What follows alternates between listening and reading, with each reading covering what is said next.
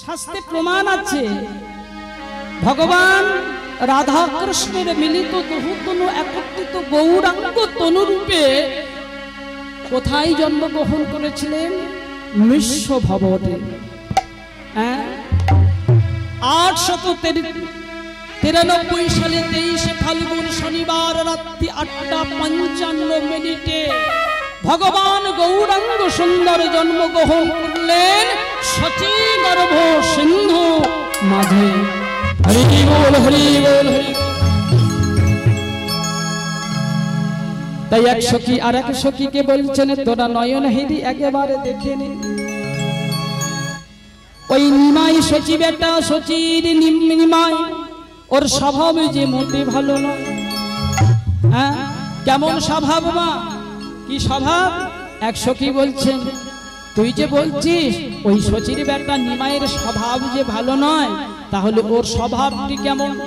ওমা ভগবানের স্বভাবটি কেমন গো মা? কি গো বাবা, আমার ভগবান গৌরাঙ্গ সুন্দরের স্বভাবটি কেমন জানেন?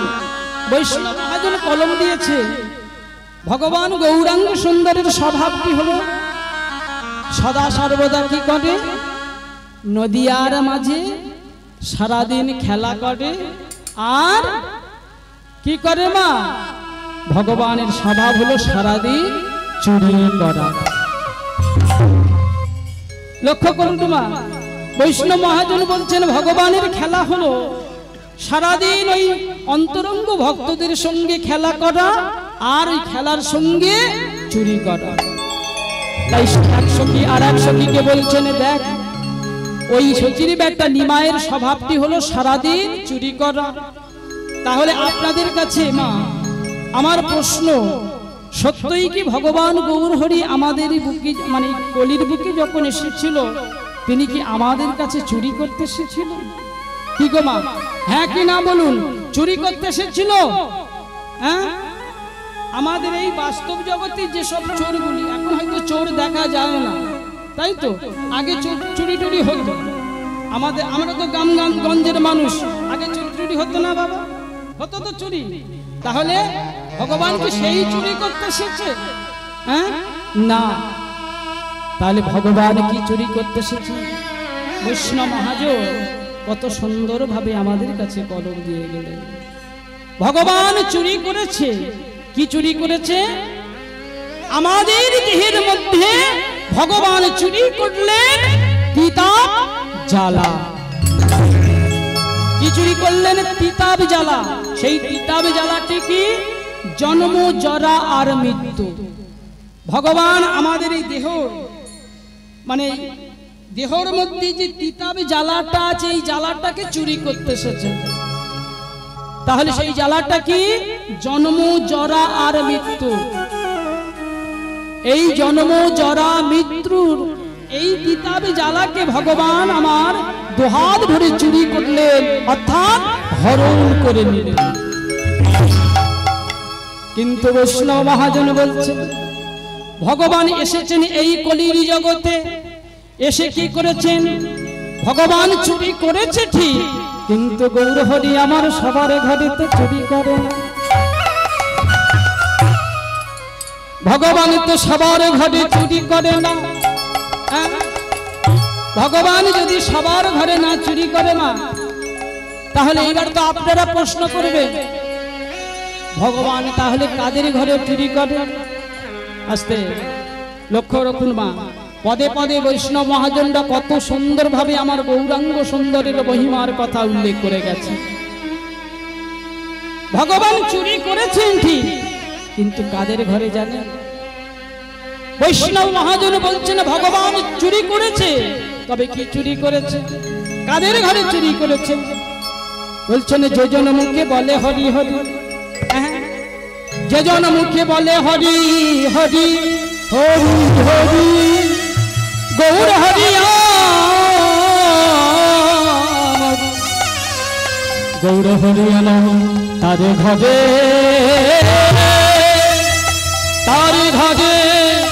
প্রভু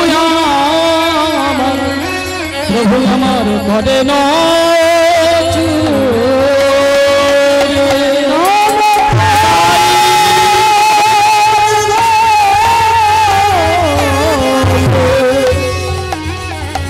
কি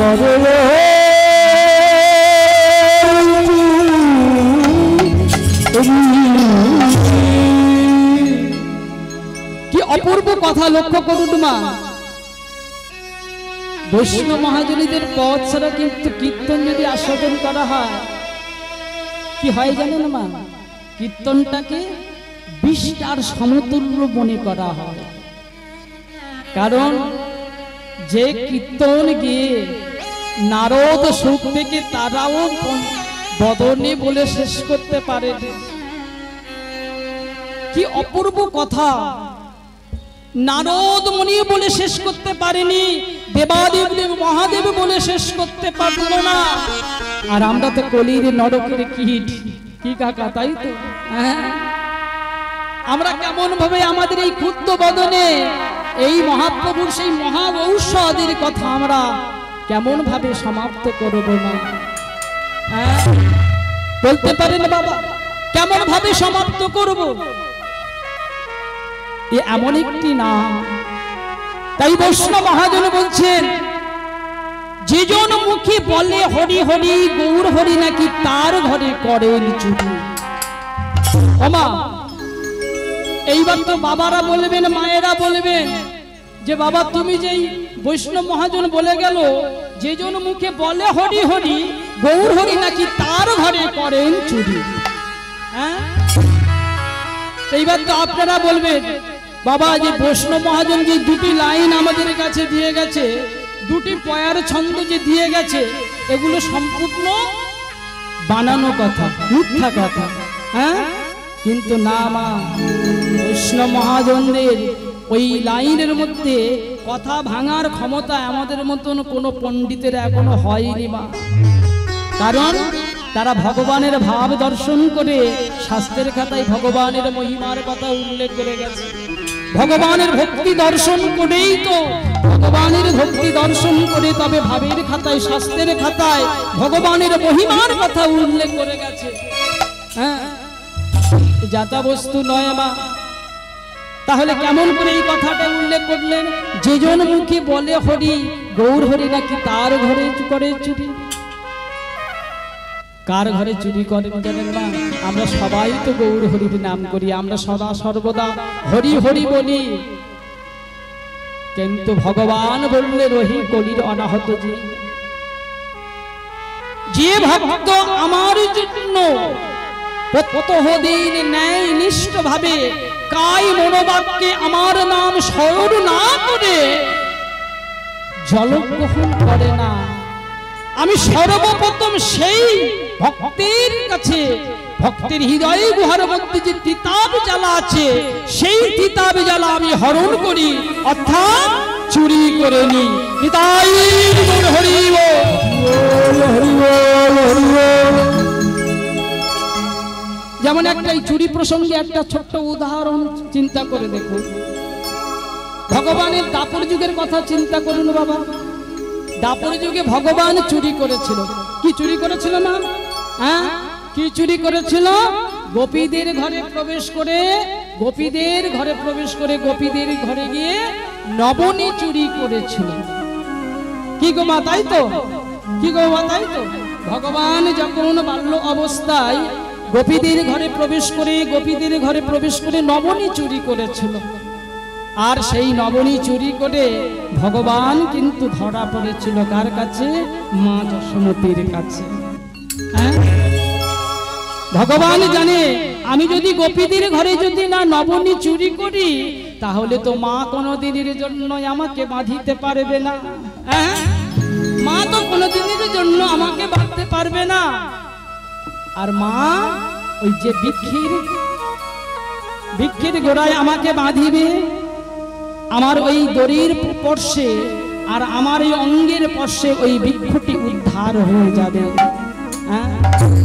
সেই বৃক্ষটি কি ছিল বাবা? ভগবান আমার গোপালের গৃহের মধ্যে যে বৃক্ষটি ছিল, একটি মূলে দুটি বৃক্ষ, নাম ছিল যমল অর্জুন। যমল অর্জুন, যে ভগবান এই যমল অর্জুনকে উদ্ধার করেছিল, নবনী চুরি করে মা যশোমতীর কাছে যখন ধরা পড়েছিল, মানে পড়েছিল, মা কি করেছিল, ওই দড়ি দিয়ে ভগবানকে বেঁধেছিল। আর ওই ভগবানকে বাঁধার সঙ্গে সঙ্গে ওই একটি মূলে দুটি বৃক্ষ, নাম হলো যমল আর অর্জুন। এরা কারা জানেন না? বৃহৎ শ্রীকৃষ্ণ সারাবলিতে উল্লেখ আছে, এই যম আর অর্জুন হলো কে? এরা হলো সত্য যুগে কুবেরের দুই সন্তান, নল আর কুবের। এরা নারদের অভিশাপে এক মূলে দুটি বৃক্ষ রূপে জন্মগ্রহণ করেছিল ভগবানের গৃহে। যখন নারদমণি অভিশাপ দিয়েছিল, কি কারণে অভিশাপ দিয়েছিল জানেন না? বলছি বলে আপনারা খারাপ ভাববেন না। কুবেরের দুই সন্তান অভিশাপ পেয়েছিল নারদের কাছে, কি কারণে না? একদিন নারদ বনের মধ্যে দিয়ে চলেছে, আর সেই বনের মধ্যে দিয়ে যখন নারদমণি চলেছে, ওই নল আর কুবের কি করেছিলেন জানেন? একটি রমণীর সঙ্গে বৃক্ষের ন্যায় আচরণ করেছিল। আর নারদকে দেখার সঙ্গে সঙ্গে তারা লজ্জা নিবারণ করেনি। নারদমণি ক্রোধান্বিত হয়ে অভিশাপ দিয়েছিল, ওরে পাপিষ্ঠ, আমাকে দেখে যখন লজ্জা নিবারণ করলি না, আমাকে দেখে যখন বৃক্ষের ন্যায় আচরণ করলি, আমি তোদের অভিশাপ দিলাম, তোরা বৃক্ষ মূলে জন্মগ্রহণ করিবি।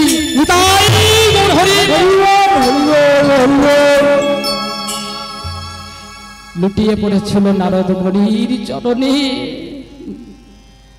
ওগো নারদমণি, দোষ আমাদের, অভিশাপ যখন দিলেন, তাহলে বলুন আমরা কবে মুক্তি পাব? যখন নারদমণির চরণ দুটি ছাড়ল না, নারদমণি বলে উঠলেন, অভিশাপ যখন একবার আমার বদন থেকে দিয়েছি, অভিশাপ বিফল হওয়ার নয়, তবে মুক্তি তোমরা পাবে। কবে জানো? এই সত্য যুগে পাবে না, পাবে সত্য যুগের পরে যাবে ত্রেতা যুগ, ত্রেতা যুগের পরে আসবে দাপর যুগ। ওই দাপর যুগে আমার ভগবান কৃষ্ণ রূপে জন্মগ্রহণ করবে মথুরা। হ্যাঁ, আর তুমি ওই ভগবান দেহের মধ্যে একটি মূলে দুটি বৃক্ষ রূপে তোমরা দুই ভাই জন্মগ্রহণ করিবে। তোমাদের নাম হবে যমল অর্জুন। ভগবান যখন কংসের কারাগারে মাতা দেবকীর উদরে জন্মগ্রহণ করবে, জন্মগ্রহণ করে লালিত পালিত হবে মা যশোমতীর কাছে। ভগবান যখন নবনী চুরি করতে গিয়ে ধরা পড়বে, মা যশোমতী যখন ওই দড়ি দিয়ে তোমাদের ওই বৃক্ষে যখন বাঁধিবে, ভগবানের স্পর্শে তোমরা উদ্ধার হয়ে যাবে।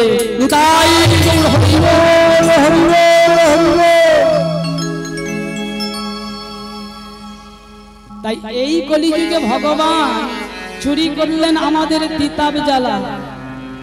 বলুন তোমার কজন আমরা সদা সর্বদা ন্যায়নিষ্ঠ ভাবে কায় মনোবাক্যে ভগবানের নাম স্মরণ না করে আমরা জলগ্রহণ করি না? ভগবান বৈষ্ণব মহাজন সেই কথা আমাদের কাছে উল্লেখ করে গেলেন। তাই মাগো, আমরা তো সেই কথা কোনো দিনের জন্য মানি না, সেই কথা কোনো দিনের জন্য গ্রহণ করি না। এসেছিলাম কৃষ্ণের দাস হতে, এসেছিলাম কৃষ্ণের দাস হতে, হয়ে পড়লাম মায়ার দাস। হৃদয়ের মধ্যে কৃষ্ণ বীজ রোপণ করার জন্য আসলাম। যখন চন্দ্রদ্বীপে আসলাম, 10 মাস 10 দিনে যখন মাতৃ জঠর হতে যখন জন্মগ্রহণ করেছিলাম, তার আগে 7ম মাসে ভগবান যখন আমাদের দর্শন দিয়েছিল মা,